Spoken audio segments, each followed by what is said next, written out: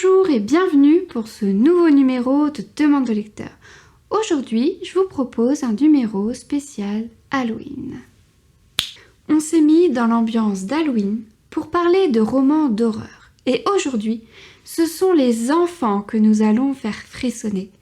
Vous avez peut-être à la maison des enfants entre 8 et 12 ans qui adorent lire des romans d'horreur. Vous leur avez déjà fait lire Les Chairs de Poule ? Parce que c'est une collection que presque tout le monde connaît et en plus, c'est une valeur sûre. Avec Chair de Poule, vous n'aurez pas de mauvaise surprise avec le côté horrifique ou gore de l'histoire. Vous savez que vous pouvez avoir confiance et les mettre entre les mains de vos enfants. Mais voilà, ils ont déjà tout lu et vous ne savez plus quoi leur proposer. C'est ce que je vais faire avec cette vidéo en vous proposant 3 romans d'horreur pour cette tranche d'âge. Pourquoi ces 3-là ? Parce qu'ils me permettent à la fois de vous proposer des romans d'horreur à la place des Chairs de Poule et de vous partager des coups de cœur, des romans que j'ai vraiment beaucoup aimés et que j'avais très envie de vous faire découvrir. Commençons par la trilogie Mes voisins les Ghouls de Gary Ghislain. Le premier tome de Mes voisins les Ghouls m'a beaucoup fait penser au film Chair de Poule, où on voit R.J. Stein, l'auteur des Chairs de Poule, s'installer dans un bled aux États-Unis. Et à partir du moment où il s'installe, il y a plein de phénomènes paranormaux. C'est le cas ici, à partir du moment où Frank Ghouls, un auteur de romans d'horreur, s'installe avec ses 2 filles dans la maison à côté de chez Harold et de sa mère, il va se passer plein de choses. Tout d'abord, il va y avoir des lumières étranges qui vont provenir de chez eux, l'apparition d'une pierre au pouvoir extraordinaire et très addictif, l'apparition d'une femme qui très clairement est un esprit vengeur, et puis on va avoir la disparition des terreurs. D'où le titre du premier tome, Sa nuit pour les terreurs. Donc les terreurs, c'est qui ? C'est un groupe d'enfants qui harcèlent Harold et ils vont disparaître les uns après les autres. Mes voisins les Ghouls, je le conseillerais à des enfants à partir de 8-9 ans sans aucun problème. Même, pourquoi pas, à des enfants qui n'ont pas encore lu de romans d'horreur et qui aimeraient essayer. Ce qui m'a beaucoup plu avec cette trilogie, c'est que chaque tome va s'intéresser à une créature horrifique. Dans le tome 1, on va avoir l'esprit vengeur. Dans le tome 2, on va avoir un monstre qui kidnappe les gens pour les manger. Et dans le tome 3, c'est une créature venue tout droit du monde des cauchemars qui va enfermer l'esprit des gens dans un cauchemar. Ce qui est très intéressant aussi avec Mes voisins les Ghouls, et ce qui va plaire aux enfants je pense, c'est qu'ils nous proposent une histoire d'horreur avec ces monstres qui vont attaquer, le danger que vont vivre les personnages, etc. Mais en plus, il va y avoir une enquête. Très vite, Harold et les Ghouls, aux grandes dames de la maman de Harold, vont se lancer dans une enquête avec des indices, des pistes, etc. Ils vont enquêter pour essayer de comprendre pourquoi les terreurs disparaissent. Est-ce que c'est lié à l'apparition de cette femme ?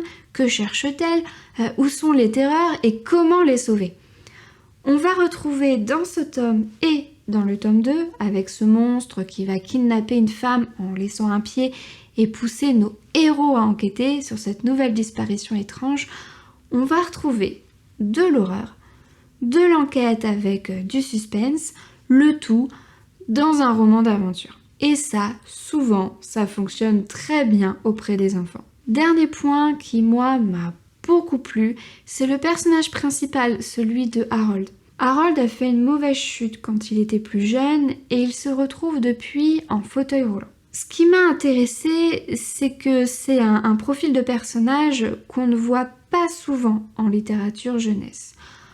En plus, c'est pas un personnage secondaire qu'on peut imaginer un peu geek, qui reste dans sa chambre, à aider à distance. Non, lui, c'est le personnage principal. Il est au cœur des aventures. Et cerise sur le gâteau, l'auteur à aucun moment, et c'est très important pour moi, c'est pour ça que j'insiste dessus, il ne va oublier que son personnage est en fauteuil.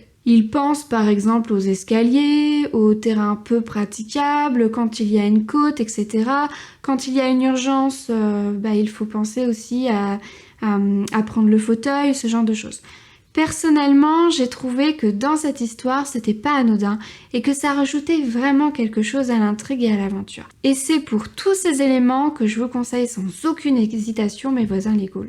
Deuxième roman avec La malédiction du manoir Cunningham de Sébastien Péguin. Monsieur Cunningham est le père de Tim, Tiffany, Emma, Megan et Shannon et un écrivain de romans d'horreur à succès. La famille va recevoir en héritage un étrange manoir à leur nom et ils sont très enthousiastes à l'idée de s'y installer parce que ça va être le décor parfait des romans de leur père. Il aime bien s'inspirer des endroits où ils habitent pour construire ses histoires et un manoir, c'est parfait. Mais avant leur installation, le papa va mourir dans un accident de voiture. La famille va quand même décider de s'installer dans ce manoir parce que c'était leur projet à tous les 6. Mais il va s'avérer que ce manoir est hanté et dangereux. Ça va commencer par des apparitions de visages de démons sur les murs, les portraits qui les suivent des yeux sans que ce soit un effet d'optique, les gargouilles qui vont bouger et des apparitions monstrueuses qui vont apparaître pour leur dire qu'ils vont mourir. La famille Cunningham va vivre une horrible nuit d'horreur à essayer de survivre au manoir qui fera tout pour les tuer. La malédiction du manoir Cunningham, je le conseillerais à des enfants à partir de 9-10 ans environ. Il reste accessible aux enfants, mais il peut avoir certaines scènes qui, on peut dire, peuvent être quelque peu impressionnantes. Ce qui est très intéressant avec ce roman, c'est la famille, que j'ai beaucoup aimé parce que tous les membres de la famille ont chacun leur personnalité, leurs atouts et leurs faiblesses, et ils sont soudés. Malgré le deuil, ils continuent à s'entraider, à être très proches les uns des autres. Les enfants essaient même de prendre soin de leur mère qui est en train de tomber malade. Ce n'est pas une famille désunie comme on peut le voir dans les histoires d'horreur et j'ai trouvé que ça en rajoutait sur l'horreur du roman parce qu'ils doivent être plus soudés que jamais pour survivre au manoir. À aucun moment, le manoir ne peut les attaquer les uns après les autres parce qu'ils sont isolés. Non, ils vont lutter ensemble et pourtant, ça va être difficile, ce qui renforce le danger qu'ils vivent. Autre chose qui est intéressant et qui m'a plu dans ce roman, c'est les propositions d'horreur de l'auteur.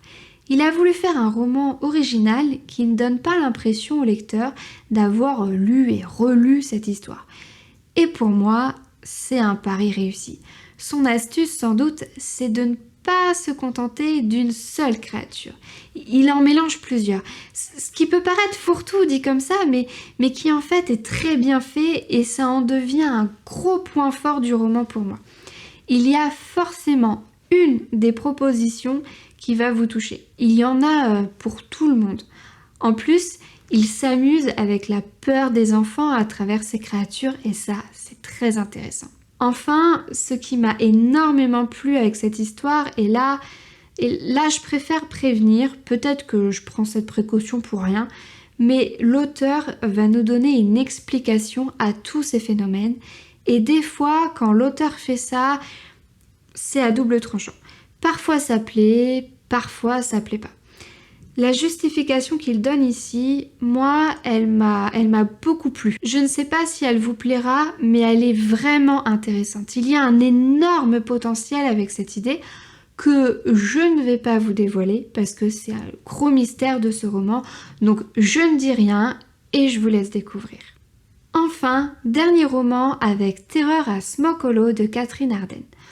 Pour commencer, regardez bien la couverture. Je trouve qu'elle est très représentative de l'ambiance du roman. On est avec Holly qui a perdu depuis peu sa maman et qui vit un deuil très difficile. Elle s'isole, elle s'enferme dans la lecture, elle ne fait plus rien. Un jour, elle va voir une femme en pleurs essayer de jeter un livre dans la rivière. Elle va récupérer ce livre et elle va être obnubilée par cette histoire, celle de la famille Webster.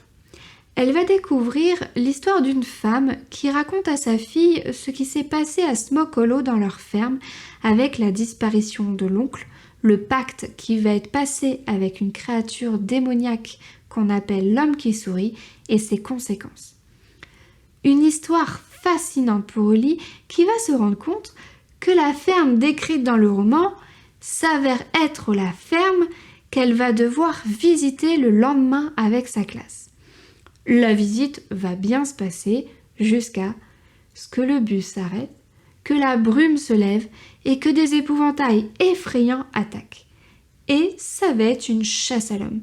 Holly va fuir et être traquée par des épouvantails. Terreur à Smoke Hollow, personnellement, je ne le conseillerais pas avant 10 ans au moins.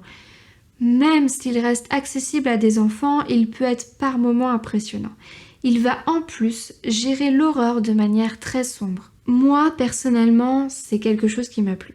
En plus, son ambiance m'a beaucoup fait penser à Coraline. Je n'ai pas lu le roman de Neil Gaiman, donc je ne peux pas comparer avec le roman, mais plutôt avec l'adaptation animée qui en a été faite, dans lequel on voit une petite fille qui découvre un univers parallèle, une sorte de monde en négatif où sa mère s'avère être une sorcière qui vole les yeux des enfants pour les remplacer par des boutons et en faire ses marionnettes. On va retrouver cet univers très sombre et cauchemardesque dans Terreur à Smoke Hollow avec l'attaque des épouvantails pour transformer les enfants et cet épouvantail qui s'appelle l'homme qui sourit.